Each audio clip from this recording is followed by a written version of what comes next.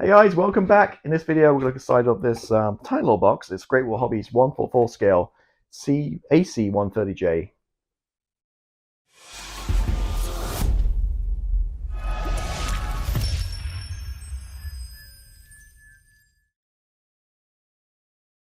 Hey up guys, welcome back. This time we're going to look inside Great Wall Hobbies 144 scale AC-130J Ghostwriter gunship. So basically the Hook Special Forces version, the gunship. Now they have two versions right now. They have the H, more the cargo one, and then they have the Special Forces one with a big gun at the side, which is the J. Sorry, which is AC-130J. I've looked at it real quick. I just literally opened the box, just looked at the fuselage, and I was kind of shocked, to be honest with you, the size of it. I was expecting a little bit bigger. I built the 172nd scale Herc from Zvezda, about maybe 6-9 months ago, and it's really big. I'm looking over there behind me. It's taking up a lot of room, the wingspan. So I thought, you know what, 144 would be a good size. I was expecting it, maybe like this big, a good 10 inches or so, which is my own doing. I should just, measured it. But anyway, so open the box and you'll see it's a lot smaller than I expected. First, we have a catalog, which I've never seen Great Wall Hobbies before, which is interesting, all the various products. And right off the bat, here it is, a little tiddler. It's about 7 inches long. So not big at all, but what there is tons of detail and tons of plastic in here. Not a cheap kit either. I think the retail for about $50 to $60. Does come in a mask set, so it saves you a little bit of money there. Obviously, being this kind of scale and a Herc with these windows, it would be a real nightmare to mask this, yourself. So going through here, we got the wings. Once the wings are on, maybe it can look a lot bigger because it's more of a square shape, right, with the wings. Various other components going on here. We're going to look at this in more detail, don't worry. Fan blades. Got a box.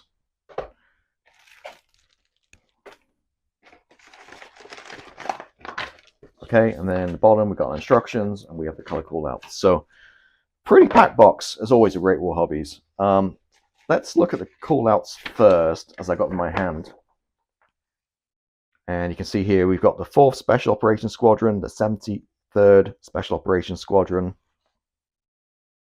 We have the 17th, the 16th, and the 17th again.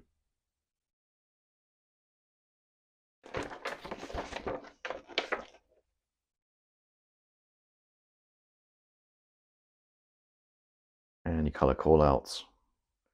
So it's trying to see what colors they are here. It's like 325 for the underside and 305 for the upper side and guns. So again, you got 5 choices to pick from. To be honest, I don't know which one I pick. Whatever one looks the best, I guess, in terms of the decals.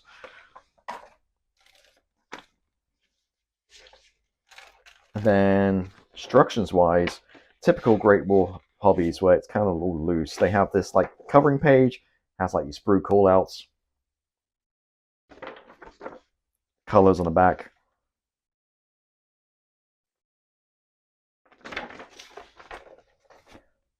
And then inside are your instructions, which are then, that's interesting. So this is portrait, now this is landscape.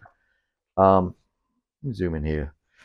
So first of all, tons of drilling to do. All these holes you've got to drill out. Being Special Forces one, you've got all this kind of equipment going inside. Not that you probably ever see it, but again, this is the difference between this and the H. You've got the H, it'll just be a straightforward transport version. This one, you've got all the different parts going on here. Avionics and stuff. And again, you're working through like the interior. Again, not sure if you're going to see it. And tons of holes. You see here all the drills holes. I'm wondering, because seeing all these holes, I'm wondering if they bring out a straight H transport version. Sorry, J transport version. And then they're using the same parts here for the AC-130. All right, moving along here. So this side instructions will basically sandwich into fuselage parts around the interior, put the cockpit tub in. The cockpit's one-piece molded. Again, this scale, you're not really going to see it. More holes drilling in. Oh, nice. So this is kind of like how you build the Sorry, I should zoom out a little bit here. You can't see it. This is kind of how you build the the A10. I'm struggling here. The A10C I'm building right now, where they've got some kind of creative ways for seam lines here. So you put the fuselage halves together, but then you have these kind of parts go on the top and the bottom, which these plates kind of basically take away the seam lines. So it makes it seamless. As I talked about, you get the masking set included, which is vital because you can see how many windows you actually have. So we've got the mask set, working on some gear. The ramp, down or up. You probably want it up, I'm guessing. This might be a nice one having in flight, actually, like circling on a stand with, as it does. I think it does it in all the cannons on the left, on the port side. So I'm guessing it circles in a counterclockwise, right? All right, moving along, all these lumps and bumps, again, being special forces, all kinds of antennas and stuff. More details going in here. And engines, obviously we have 4 of them. So you've got 4 engines to build, multiple parts going on here. You got the fan blades, fuel tanks, more holes to drill. That's the theme of it here. The wings, straightforward, go together. Then interesting here, it's got you putting all the stuff on the wings before you attach it to the fuselage. So okay, I might do it a little bit different way around, but anyway. So you got the engines, you got a pylon, you got the fuel tank, and then they're going on to the main fuselage. So as you can see, there's a lot going on. This is, again, a 144 kit. Isn't cheap, but you can see now why. There's a lot included in this kit, a lot of detail.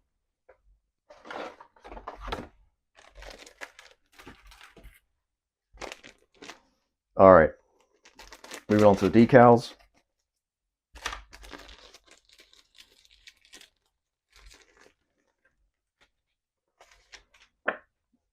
Pretty straightforward, just basically some numbers, markings, the walkway lines. Hopefully these work out. I can't remember how good these decals are, but hopefully they don't all fall apart. And there's your various 5 different squadron markings. You got your slime lines. And your mask set, which is numbered. Now be careful, because I think in the past with these, they easily rub off the numbers. But you can see in this scale how small they are. It's absolutely tiny.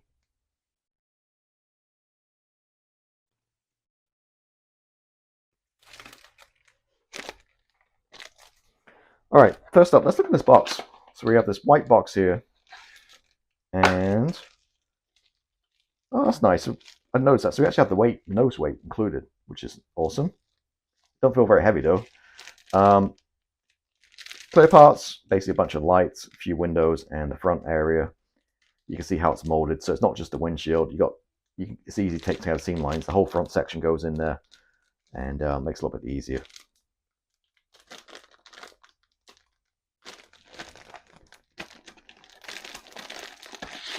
But yeah, that don't feel very heavy at all. But there you go.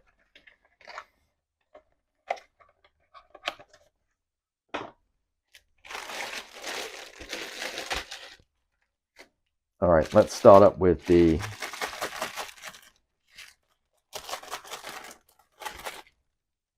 main parts here. All right, wings.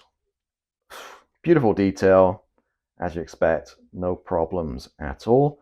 And this is the thing with the Herc. Maybe the fuselage is kind of short, but the wingspan is pretty wide. So that's why I'm struggling with my 72nd scale one. It's kind of hard to display. It's tricky shape. But you can see all kinds of power lines here will come up really nicely with the wash.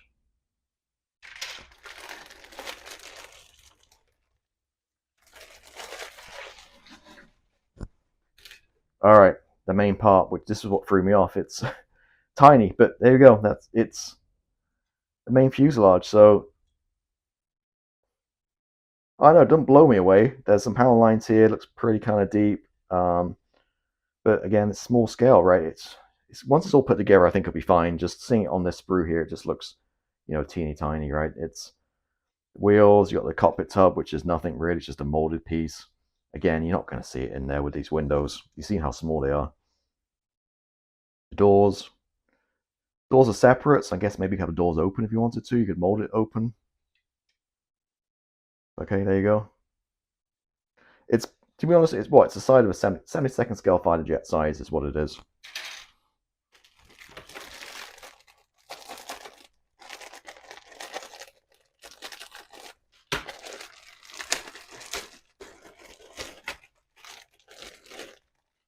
All right, as I mentioned before, this is really cool. These pieces, it takes away the seam lines. So you got the upper and the lower parts. You got all the engines here too. Again, these look really nicely detailed, to be honest with you. A lot going on there. Various engine components.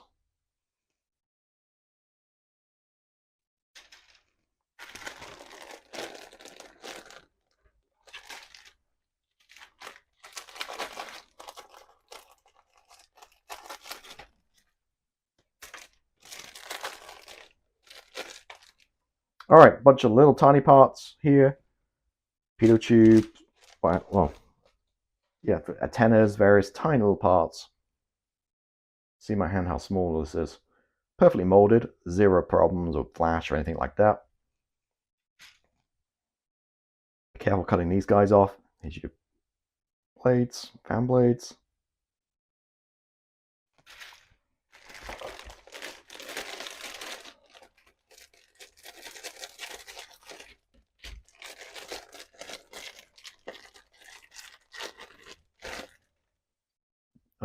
Okay, various other panels and parts of the fuselage. You've got the nose.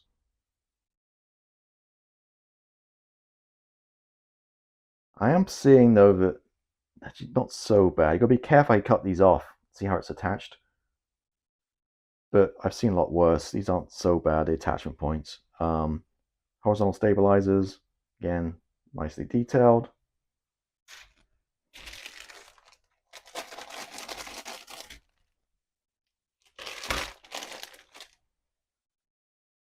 Interior. So various parts interior. I guess there's a floor, walls, fuel pods, fuel tank, should I say, wheels. Again, pretty crude, but again, your scale is fine. Yeah, nicely detailed.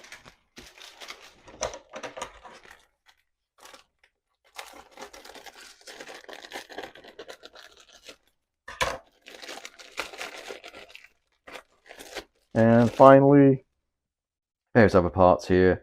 We've got, that's very nicely detailed. Look, the control panel there for one of the operators in the back. Cannon. Various other parts, really nicely molded. Again, exquisite. There's zero problems with this. No flash, nothing. So that is it. Now, what, as I got the 72nd scale one behind me, let me kind of bring that one out for a minute and show you kind of the size difference here. All